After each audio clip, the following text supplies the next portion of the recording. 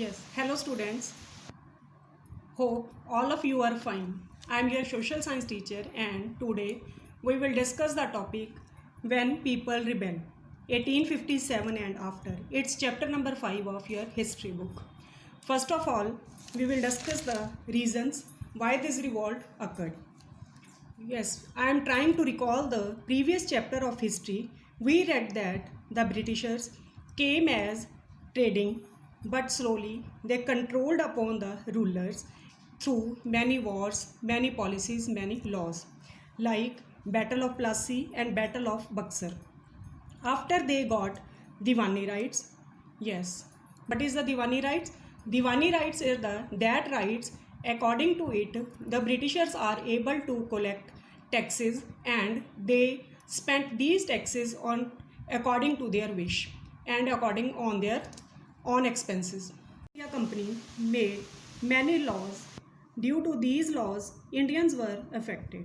For example, they made forest law, which we read in the chapter number 4 of your history book. These laws affected tribal people and these were not in favor of the tribal people. Due to these forest laws, the tribal peoples lost their livelihood. Due to this, they are not able to earn money and they are not able to fulfill their requirement. In this chapter, we will discuss about the many topics like look at the notebook. These are the main points which we will discuss. First is the policies and the people. Second is the Nawabs lost their power. Third, the peasants and the spoils. Spoils means soldiers. Next is the responses to reforms. And after that, through the eyes of the people, how the people see this revolt.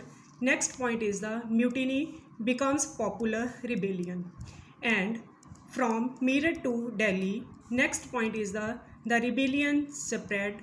And next, the company fights back. And in the last, we will discuss about the aftermath, means 1870 revolt and its result. Now we discuss the policies and the people. Its first point is the Nawab lost their power.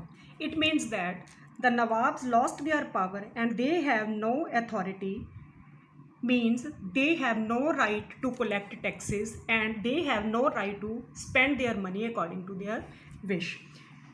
Due to the doctrine of lapse, subsidiary alliance and many other policies, Britishers controlled over the Indian rulers. Yes, all of you know that what is the doctrine of lapse? Doctrine of lapse is that policy.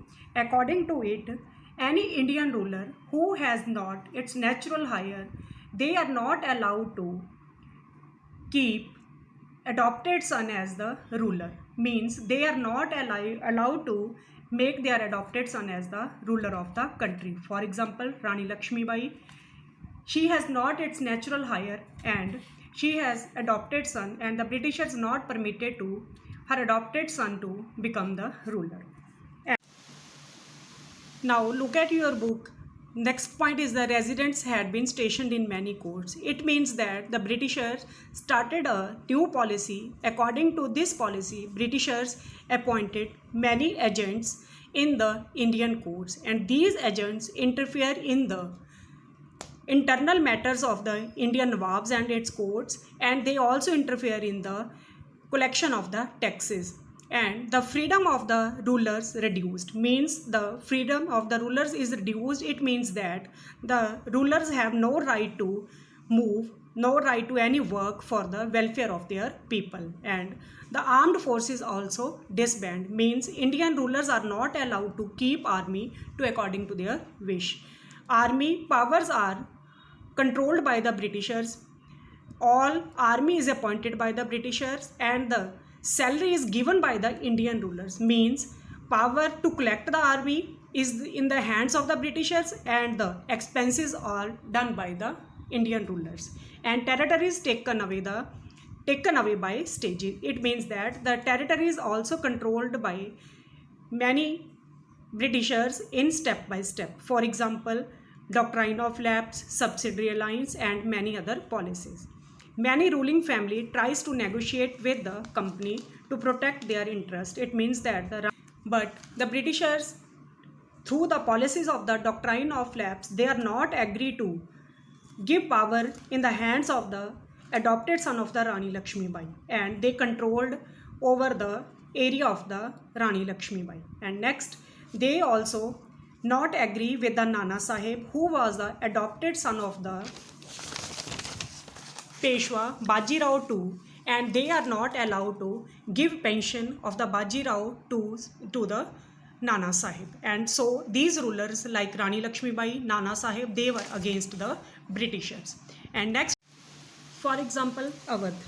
Almost all territories are controlled by the Britishers except Awadh.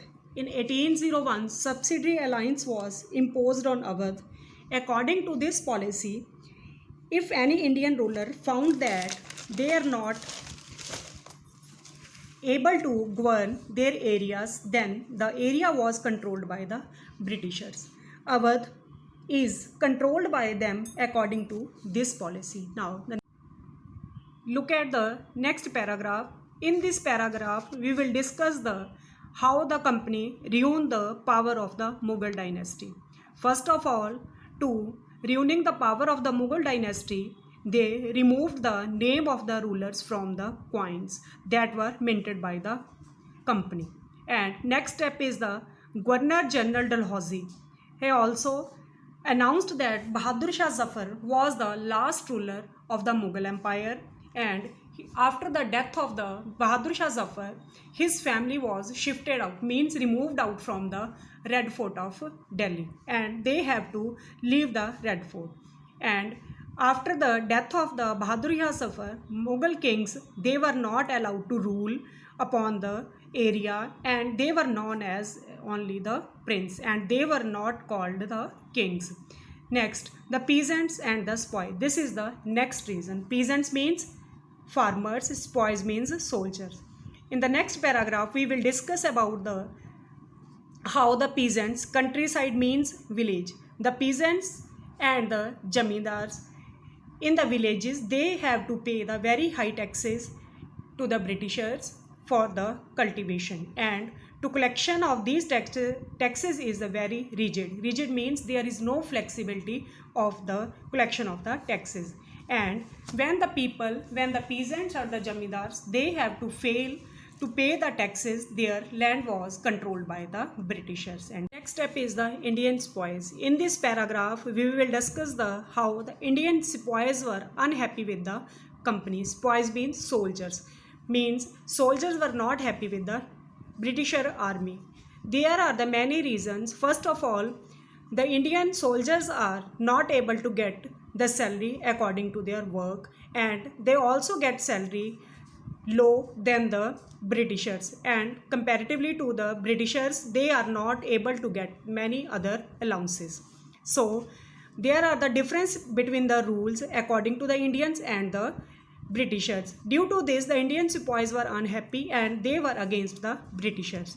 And the next company passed a law. According to this law, if a person works in the Britisher army, if they are asked to go for the fighting, they have to go. If the Indian soldiers were against to work according to the wish, they are removed from the army.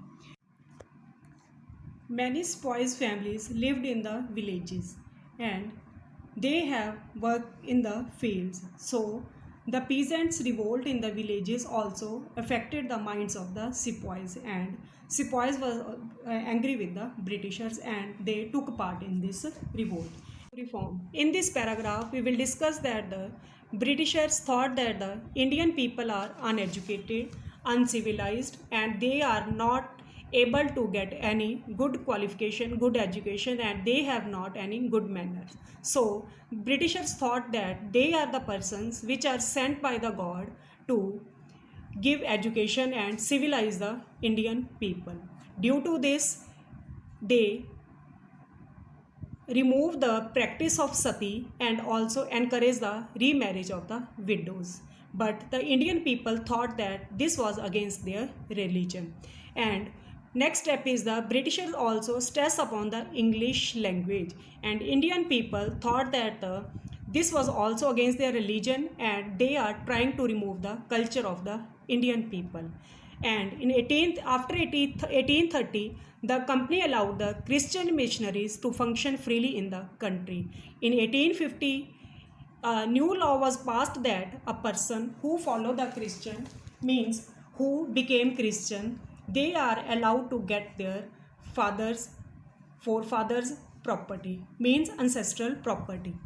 Otherwise, the people who will not adopt Christian, their property will be controlled by the Britishers.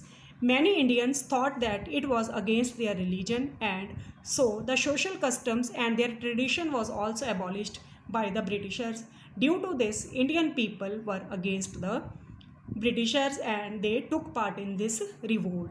So in overall, the response to the reforms was not very good by the Indian people. Now, I am recalling the topic that were discussed in this video. We discussed the 1857 revolt, its starting, and its policies and the people. Its points are: Nawabs lost their power, means how the Nawabs against the Britishers. Second, peasants and the sepoys, how they were against the Britishers. And third, responses to the reforms. And in next video, I am trying to cover your next topics.